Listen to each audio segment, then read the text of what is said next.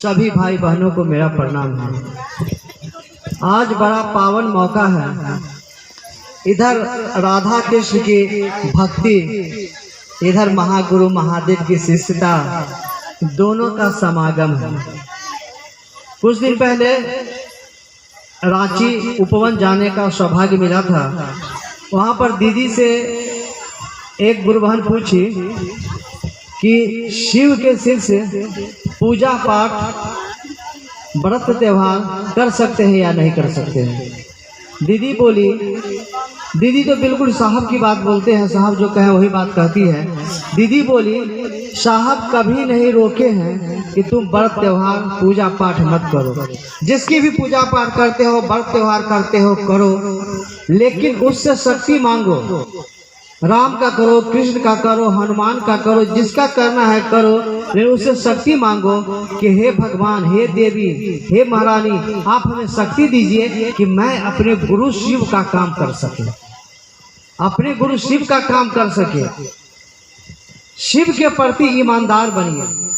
जहाँ से भी शक्ति मिले उस शक्ति को अपने अंदर समाहित कीजिए, जिससे कि हमारा गुरु कार्य हो सके। और हम सभी सदा ये प्रयास करते हैं, शिव के शिष्य कभी किसी का अपमान नहीं करते।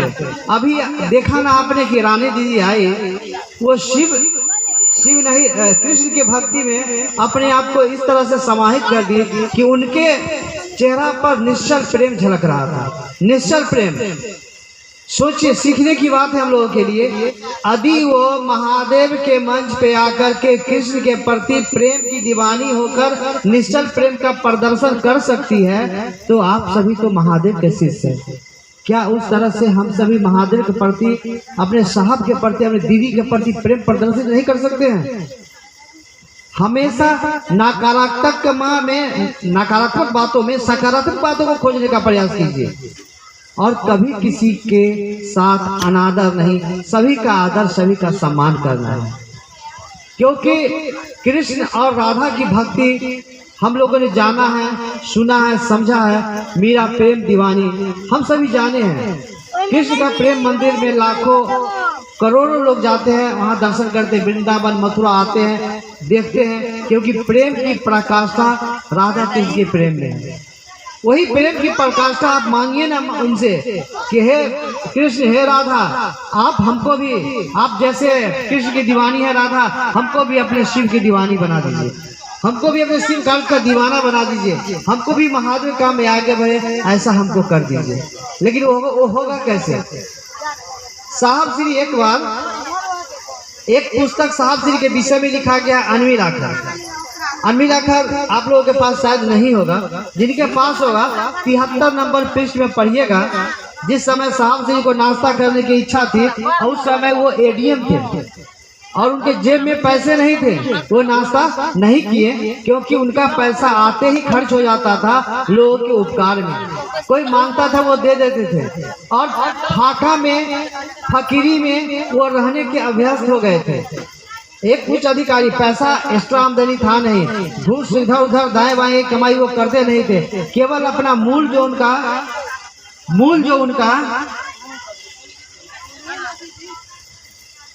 उनका जो मूल वेतन था, उसी वेतन पे वो आधारित थे।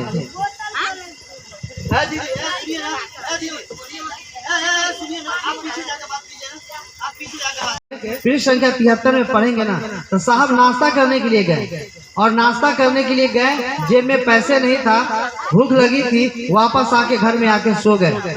किराया का मकान था, क्योंकि वहाँ 9 सितंबर 1982 को उनका पदभार मिला था वहाँ पर मधेपुरा का, और वहाँ पर गए थे। देखिए ना, वो किताब पढ़ते पढ़ते हम भुलक्कर अपने आप को मानते भुलक्कर है भी, लेकिन अब हमको लगता है कि हम भुलक्कर नहीं होने जा रहे हैं, क्योंकि जो पढ़ते हैं ना, चूंकि बोलना रहता है इसलिए याद कर लेते हैं और याद होता जा रहा है। प्रयास करने की जरूरत है। जब ये 58 साल का आदमी भुलक्करपन छोड़ सकता है, इस उम्र में आकर लोग भूलने लगता है और हम उसको याद होने लगा है, तो ये प्रयास की बात है। तो साहब श्री आकर के सो गए, और सोने के बाद महादेव से अपना संप्रेषण जोड़ रहे थे, महादेव के विषय में सोच रहे थे कि कैसे ये गुरु कार्य होगा, कैसे लोगों को शिव गुरु के विषय में बताएंगे। क्योंकि वहाँ आने के बाद साहब श्री, आपको पता है दीदी कि साहब श्री दीदी माँ के बाद किसको कहे हैं कि शिव को गुरु मान लीजिए? दीदी के बाद, साहब और दीदी के बाद तीसरा और चौथा व्यक्ति कौन था बताइए? तीसरा और चौथा व्यक्ति था साहब श्री के एक बचपन के मित्र थे। जब वो मधेपुरा आए थे तो कोई जान पहचान का नहीं था, साहब श्री से बहुत बड़े थे। उनका नाम बताते हैं आपको। वो उनके यहाँ ठहरे और रात में वो और उनके मित्र एक आए थे। उनको पहली बार उन्होंने कहा कि आप शिव को गुरु बना लीजिए। और वही दो व्यक्ति ऐसे हैं जो साहब दीदी के बाद वो प्रथम बार, ये भी आप 73 पृष्ठ में पढ़ लीजिएगा अन्य। तो वो शिव को गुरु बनाए और जब साहब लेटे हुए थे तो उस समय अचानक एक व्यक्ति आते हैं और केवाड़ी को ठकठकाते हैं। तो साहब बोले क्यों, कौन है, आ जाइए। जब आते हैं तो रामधारी सिंह नाम के व्यक्ति थे। हाँ, मकान वाले के नाम समरेश था, समरेश वही बने थे और उनके मित्र। तो वो रामधारी जी आए और कहे कि साहब मैं नाश्ता कर रहा था, लोगों को देख रहा था नाश्ता करके, भीड़ बड़ी थी, लेकिन हमको कहीं जाना है तो मैं ये नाश्ता का पैकेट ले लिया हूँ। सर आप नाश्ता कर लीजिए, हम जाते हैं तो फिर रात में आते हैं। और वही चीज जो साहब छोड़ के आए थे, नाश्ता करने की इच्छा थी, वो दोनों चीज था और उसके साथ मिठाई भी था 4 पीस।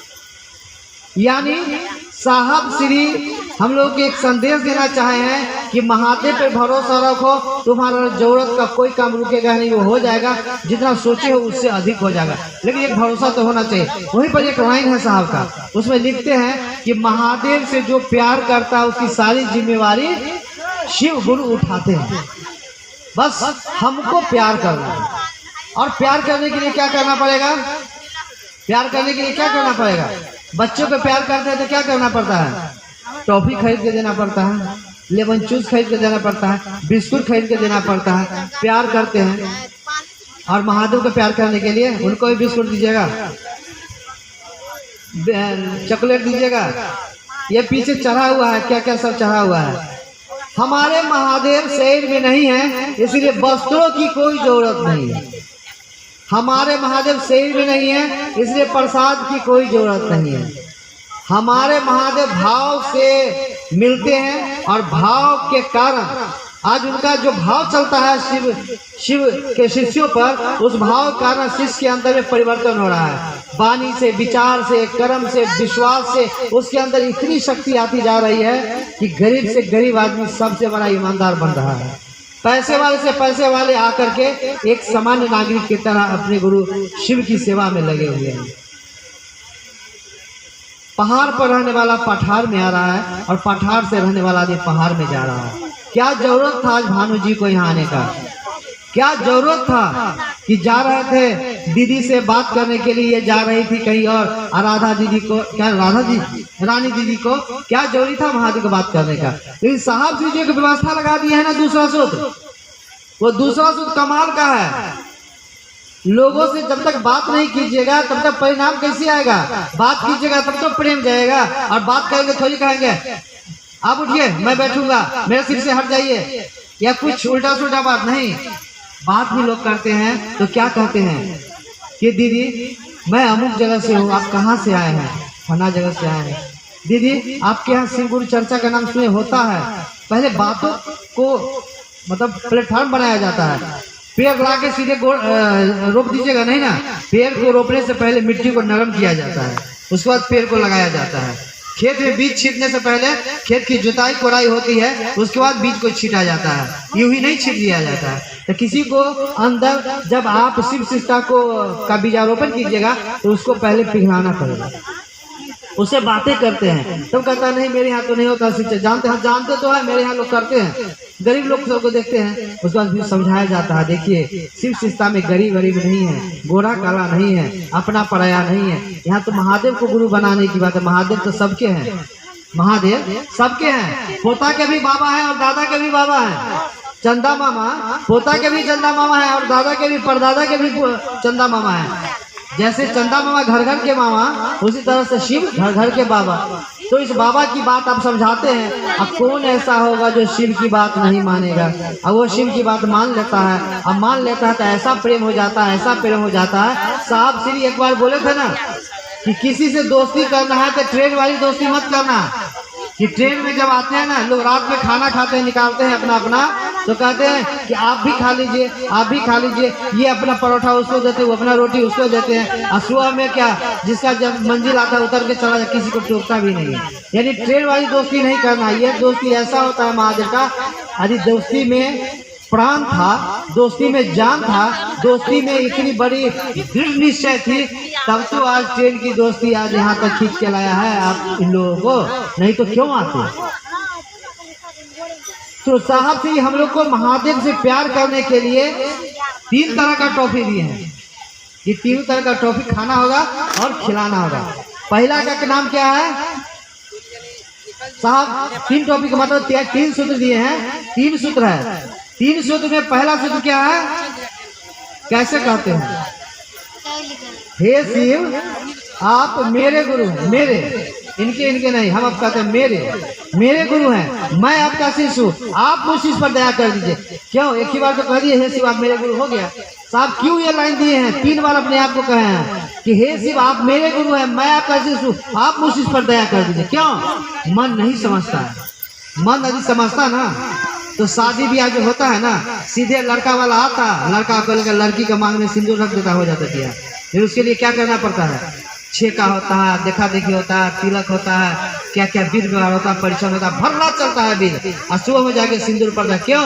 कि लड़की वाला समझे कि ये लड़का वाला जो है मेरी बेटी के ससुराल का है, लड़का वाला समझे कि मेरे बेटा के ससुराल का पक्ष है, लड़का समझे कि इसी लड़की से मेरी शादी में मेरी पत्नी बनेगी, और लड़की समझे इसी से मेरा शादी जीवन निर्वाह इसी के साथ करना है। इतना मन में विश्वास दिलाने के लिए भर रात 1-1 महीना पहले से विध व्यवहार होता है। तो क्या हम सभी महादेव को अपना बनाएंगे? इसके लिए हमको उनको ध्यान करना है कि नहीं करना है? केवल बोल देंगे कि हे शिव आप मेरे गुरु है, मैं आपका शिव, मुझ पर दया कर दीजिए, हो जाएगा? चावल 2 बोरा खरीद के घर में रख देंगे, क्या भात खा लेंगे? उसको तो बनाना पड़ेगा ना। जो व्यवस्था उससे भात बनाएंगे तब ना खाएंगे, पेट भरेगा, ऊर्जा मिलेगा। ठीक उसी तरह से केवल शिव की बातें प्रथम शुद्ध करने से दया नहीं मिलेगा, हमको ध्यान लगाना होगा महादेव पे, महादेव के चरणों में ध्यान लगाना पड़ेगा। और तब कहेंगे हे शिव आप मेरे गुरु हैं, मैं आपका शिष्य हूँ, आप मुझ पर दया कर दीजिए। भैया ओ भाई पहला सूत्र क्या बोले हम? अभी पहला सूत्र हम क्या बोले हैं? हाँ अभी जो बोले हैं ना, शिव चर्चा में है तो थोड़ा ध्यान रखे, मन से क्या कर जाए। बात बहुत करने का जरूरी ना भैया, तो थोड़ा साइड में दीदी की माँ है, दादी है, जो इनको ले जाइए साइड में। नानी माँ है तो थोड़ा ले जाइए साइड में, क्योंकि शिव चर्चा में है ना भैया कि सभी लोग यहाँ रहते हैं, उनको डिस्टर्ब मत कीजिए। तो पहला सूत्र हो गया क्या? दया मांगना। दया मांगना है कैसे? ध्यान लगाना है महादेव पे, महादेव पे ध्यान लगाना है, और तब दया मांगना है तो आपका कनेक्शन मिल जाएगा महादेव से, और महादेव की दया होने लगेगी। आपके घर से लाइन गया हुआ है, लाइन का तार गया हुआ है, आप जब तक कनेक्शन नहीं लीजिएगा आपके घर का टीवी फ्रिज चलेगा नहीं चलेगा, उसे कनेक्शन जोड़ना होगा। उसी तरह से हमको दया चाहिए तो महादेव में कनेक्शन, अपने मन के तार को महादेव में फंसाना होगा। और फंसाएंगे भाव से, भाव से फंसाएंगे, भाव से ही तार फंसा तो आज रानी दीदी, भानु दीदी में तार फंसा तो यहाँ हम सभी है, नहीं तो नहीं होती। तो पहला सूत्र क्या हो गया? क्या कहते हैं? मैं आपका शिष्य, मुझ पर दया कर दीजिए। दूसरा सूत्र क्या है? चर्चा करना, यानी लोगों से शिव के गुरु स्वरूप की बातें करना है, जिससे वो भी मेरी बातों को सुनकर शिव को गुरु माने। इसके लिए हमारे आचार विचार व्यवहार संस्कार को नरम होना होगा, गरम नहीं होना होगा। नरम होगा कैसे? मनुष्य जन्मजात जो है सो विपरीत प्रकृति का लोग है, कभी गुस्सा होता है, कभी इधर होता है, कभी उधर होता है। लेकिन जब दया मांगते हैं ना तो हमारा गर्म स्वभाव नरम हो जाता है, हमारा गर्म स्वभाव नरम हो जाता है। और तब प्यार से किसी को कहते दीदी भैया शिव को गुरु मान लीजिए, हम भी माने हुए हैं, हमको बहुत अच्छा लगा है।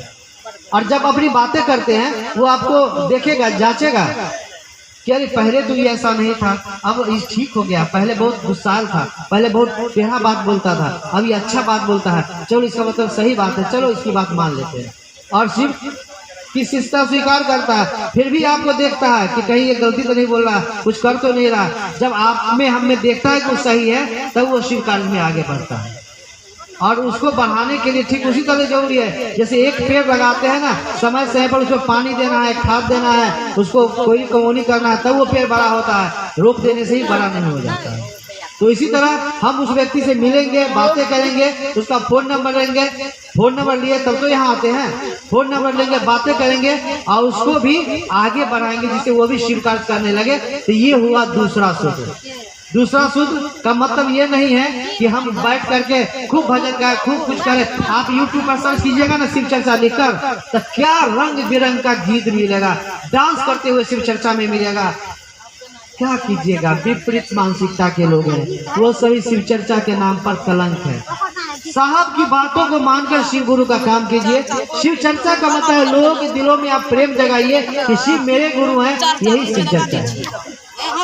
और तीसरा क्या है, नमः शिवाय, पंचाक्षरी मंत्र। लोग कहते हैं अरे आप नमः शिवाय का नाम का है, ओम नमः शिवाय जपते रहते। भैया जपिए ना, हम कहाँ मना कर रहे हैं, लिखिए ना, हम कहाँ मना कर रहे हैं, लेकिन यहाँ तो हम गोर लागते हैं, गोर लागना है। तो जैसे मान लीजिए कि चावल खरीद के लाए 2 किलो, मान लीजिए डेली मेरे यहाँ चावल आता था, डेली लाए तो पन्नी में या पॉलीथीन में देगा। तो चावल बनाना है तो चावल को रखना है, वो जो तसली होता है उसमें चावल को रखना है कि वो पॉलीथीन को भी रखना है, उसको हटा देंगे ना, रखने की लाने के लिए तो उसकी जरूरत है।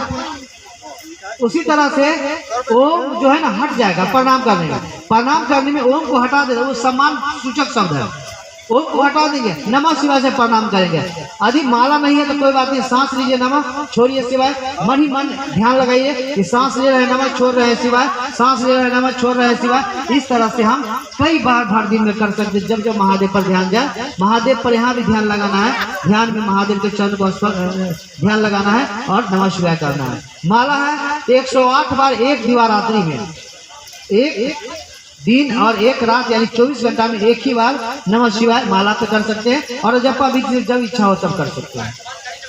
जैसे मान लीजिए दीदी कि आप नाक में पहने हुए हैं सोना का, उसको खरीद के लाए थे तो यूं ही हाथ में तो नहीं डाल दिया होगा, कोई डिब्बा उब्बा में दिया होगा या कागज में दिया होगा। तो पहनते हैं तो केवल नाक वाला पहनते हैं ना, कि डिब्बा भी पहन लिए। मिठाई जैसे लाते हैं तो मिठाई तो हाथ पर नहीं दे देता है, वो डब्बा वगैरह में देता है। तो हम लोग मिठाई खाते हैं तो क्या करते हैं, मिठाई सबको बांटते हैं, डब्बा भी फाड़ फाड़ के बांटते हैं, नहीं ना, डिब्बा फेंक देते हैं। उसी तरह से जब ओम नमः शिवाय है मंत्र, लेकिन हमको प्रणाम करना है पंचाक्षरी मंत्र से, तो नमः शिवाय, बस यही 3 सूत्र हमको करना है, रटना नहीं है, करना है। और करने से शिव हमारे गुरु हो जाते हैं और हम शिव के सच्चे और अच्छे शिष्य बन जाते हैं। तो इस तरह हम सभी ने जाना कि शिव को अपना बनाना है, और शिव जब अपने हो जाएंगे तो कमाल हो जाएगा। और भी बहुत से लोग हैं, बातें करनी है, बातें तो बहुत कुछ करने की इच्छा है, लेकिन थोड़ा सुनना भी है आप लोगों को, इसलिए अपनी वाणी को विराम देता हूँ। आप सभी को मेरा प्रणाम।